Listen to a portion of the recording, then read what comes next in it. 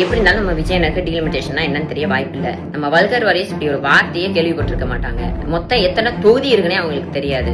இந்த டீலிமிட்டேஷனை கொண்டு வந்து அவங்களை திரும்பி அவங்களுடைய கட்சிக்குள்ள அவங்களோட இதுக்குள்ளேயே வச்சுக்கணும் அப்படின்னு யோசிக்கிறாங்க. Democracy is of the people for the people by the people. ஆனா இது எப்படி மாத்த பாக்குறாங்க தெரியுமா? Democracy is of BJP for BJP by BJP. விஜயனா உங்களுக்கு டீலிமிட்டேஷன் பத்தி இப்ப என்னன்னா ஓரளவுக்கு புரிஞ்சிருக்கும்னு நினைக்கிறேன்.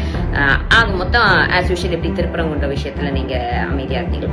அதே மாதிரி இதுக்கும் நீங்க அமைதியா இருந்து உங்களுடைய ஓனர் பிஜேபிக்கு நல்லா சப்போர்ட் பண்ணலான்னு. எப்படி இருந்தாலும் நம்ம விஜயனுக்கு டீலிமிட்டேஷன்னா என்னன்னு தெரிய வாய்ப்பு இல்ல. நம்ம வல்கர் வரைஸ் இப்படி ஒரு வார்த்தையே கேள்விப்பட்டிருக்க மாட்டாங்க. மொத்தம் எத்தனை தொகுதி இருக்குன்னே அவங்களுக்கு தெரியாது.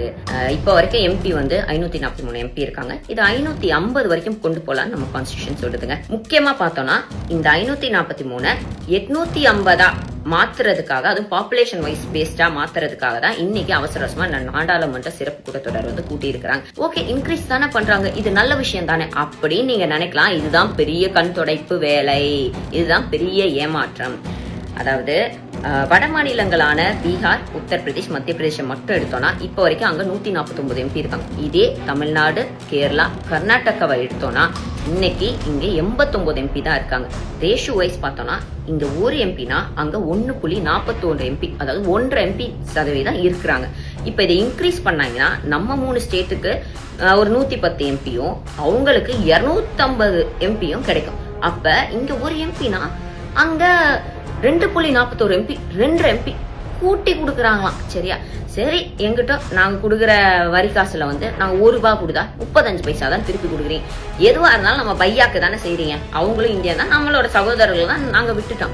ஆனா அங்கேயாச்சும் நலத்திட்டங்கள் ஏதாச்சும் பண்ணீங்களான்னு பார்த்தா கிடையாது. அங்க பண்ற மாதிரி பண்ணி எல்லாத்தையும் அழிச்சிருவாங்க. அதாவது 5 ஏர்போர்ட் ஓபன் பண்றேன்னு சொல்லி 5 மூடிட்டாங்க. பாதி பிரிட்ஜ் கட்டியும் யூஸ் இல்லாம இருக்கு, பாதி பிரிட்ஜ் சுருங்கி போயிருக்குது. அவங்க வந்து உஷாராயிட்டாங்க. இவங்க மதத்தை வந்து பூசி நம்மளை என்னமோ பண்ண பாக்குறாங்க. உஷாரான ஒண்ணு இப்ப இந்த டீலிமிட்டேஷனை கொண்டு வந்து அவங்களை திரும்பி அவங்களுடைய கட்சிக்குள்ள அவங்களோட இதுக்குள்ளேயே வச்சுக்கணும் அப்படின்னு யோசிக்கிறாங்க. இது வரைக்கும் மொத்தமா நமக்கு 40 எம்பி இருக்கிறாங்க. 40 எம்பில ஒருத்தர் கூட பாஜக கிடையாது. அப்பயும் நம்ம வந்து மோடிஜியை வந்து பிரைம் மினிஸ்டரா ஏத்துக்கிட்டு உட்காந்துருக்கோம். இன்னைக்கு இந்த வாய்ஸ், அதாவது ரைட் டு வாய்ஸ் இருக்குல்ல, அதை கூட பறிக்கிறதுக்கு பாக்குறாங்க.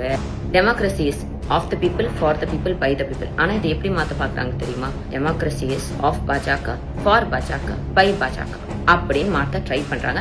நாங்கெல்லாம் ஏமாறதுக்கு ரெடியா இல்ல சார். ஸோ இன்னைக்கு எல்லாரும் வந்து கருப்பு கொடி உங்களுடைய வீட்டுல கட்டி இதுக்கான போராட்டத்தை வெளிப்படுத்தணும்னு நம்ம கழக தலைவரும் கேட்டிருக்கிறாங்க. ஸோ எல்லாரும் வந்து டீலிமிட்டேஷனுக்கு எதிராக நீங்க எந்த கட்சியா இருந்தாலும் சரிதான், யாருக்கு வேணாலும் ஓட்டு போடுங்க. ஆனா இது நம்மளோட மாநில உரிமையை பறிக்கக்கூடிய ஒரு விஷயம். இதுக்கு எதிராக எல்லாரும் குரல் கொடுக்கணும்னு நான் கூட கேட்டுக்கிறேன். விஜயனா உங்களுக்கு டீலிமிட்டேஷன் பத்தி இப்ப என்னன்னா ஓரளவுக்கு புரிஞ்சிருக்கும்னு நினைக்கிறேன். ஆக மொத்தம் ஆஸ் யூஷுவல் இப்படி திருப்பரங்குன்ற விஷயத்துல நீங்க அமைதியா இருந்தீங்க. அதே மாதிரி இதுக்கும் நீங்க அமைதியா இருந்து உங்களுடைய ஓனர் பிஜேபிக்கு நல்லா சப்போர்ட் பண்ணலான்னு. நன்றி.